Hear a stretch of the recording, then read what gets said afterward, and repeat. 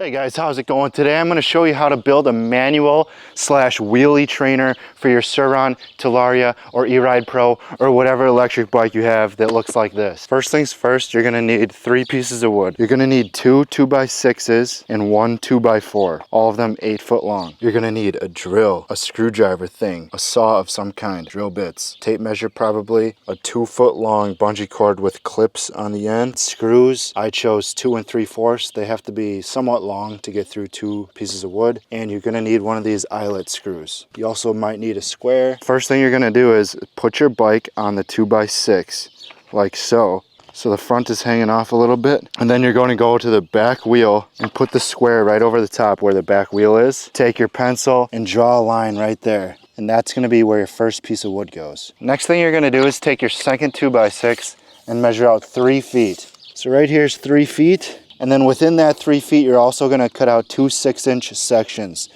So 6 inches here, 6 inches here, and then square those off, draw a line. And then you're going to end up with 1 2-foot piece and 2 6-inch pieces. Next, you're going to go to your saw station and cut those pieces off. I actually just rearranged them a little bit because I want the 2-foot section to have a perfectly flat edge, and I just have one of these saws, so it's not going to be that flat. So this is going to be my 2-foot section, and then I got 6-inch, 6-inch right here. And make sure you do this somewhere safely, like on top of an electric thing.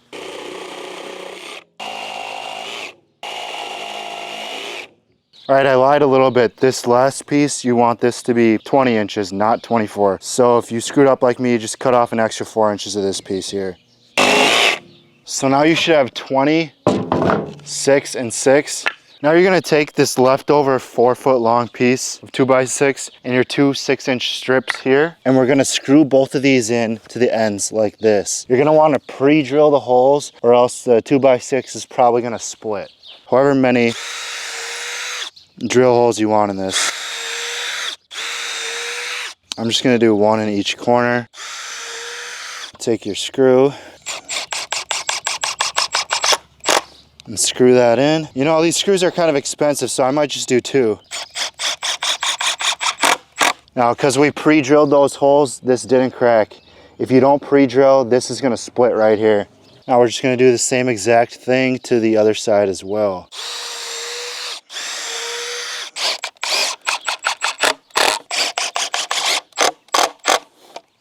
Now you're going to take this piece that you just made over here, and you're going to put that right on top of your main piece right there. And now to visualize this, you're going to take this 20-inch section over here that you had, and you're going to place that right here. And make sure everything is nice and squared up.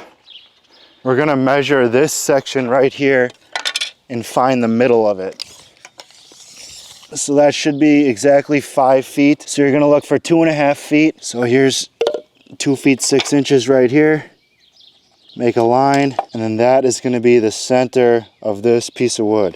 And now you want this to be on the center here. So if you want to measure this, that's 5.5. So you're going to make a line at 2.75 inches, and you're going to line those 2 lines up like this. Line those up. Now once everything is perfectly centered and lined up, now you can start to drill.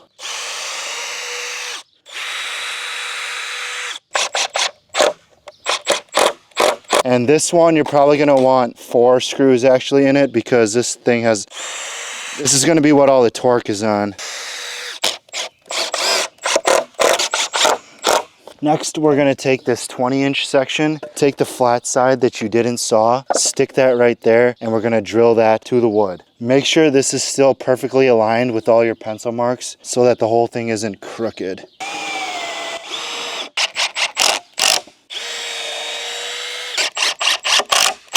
Maya's here to help. Maya! Now you're going to take that 2x4 that you bought, and you're going to measure out 2 24-inch sections. Right here, and 48 right here, and now saw through that.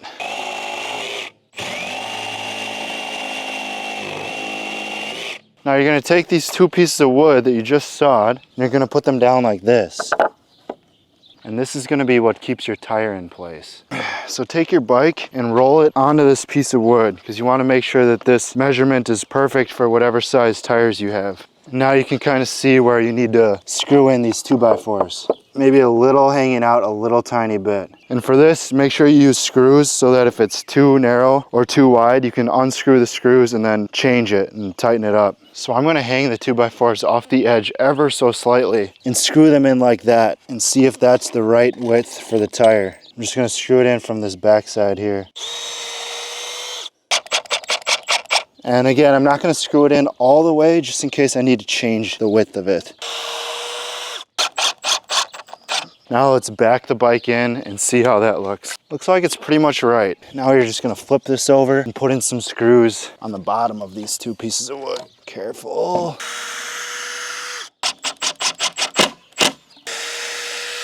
Oh my God, I couldn't have picked a hotter day to do this. It's 98 humidity today.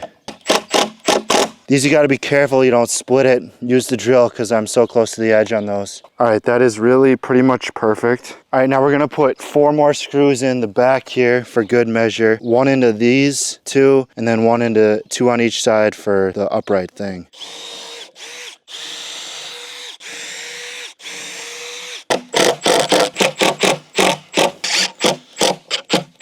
All right, now this whole section is very, very sturdy. Now we're gonna make the 2 braces on each side, and that's what the leftover 2x4 is gonna be used for. So we're basically gonna make a piece that goes like this and like this. But you're gonna wanna put the bike inside of there so that you can see where it can and can't go, because you're gonna have the rear disc brake and the rear chain and stuff kind of getting in the way. So if you build this stuff in the wrong place, it could just hit that. So slide the bike in, how it'll be, put something on the kickstand here, and then test where this can and can't go. So you see the disc brake right there, so you don't want to go too far into that. So basically we're going to be going from there to there, and then on the back you have the chain kind of in the same place, so you're going to be going from about there to there. So I'm just going to wing the measurement here because I'm not an intelligent craftsman. So we're just going to put that here, keep out of the way of the rear brake, and then draw a line basically right here and here and here and here, like that.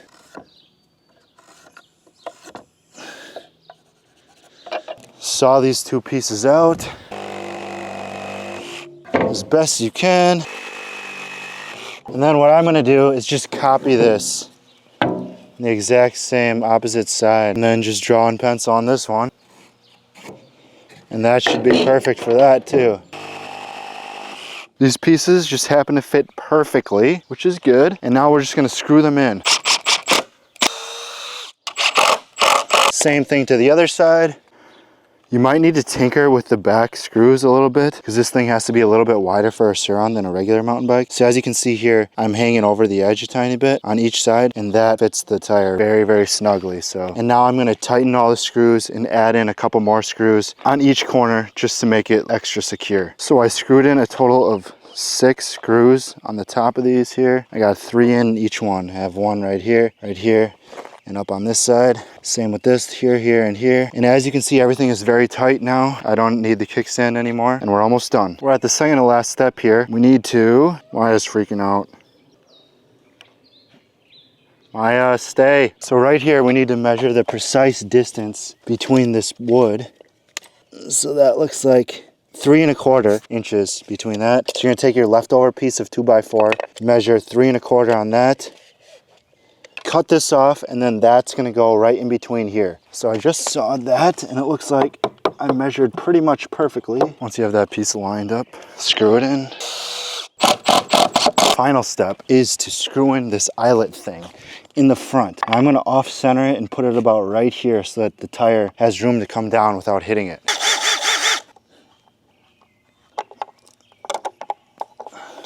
Make sure it's not coming out of the bottom, and you should be good to go. I almost forgot the final step. You're gonna take a 2-foot bungee cord with clips on each side, and you're gonna clip one of those clips onto the front eyelet here,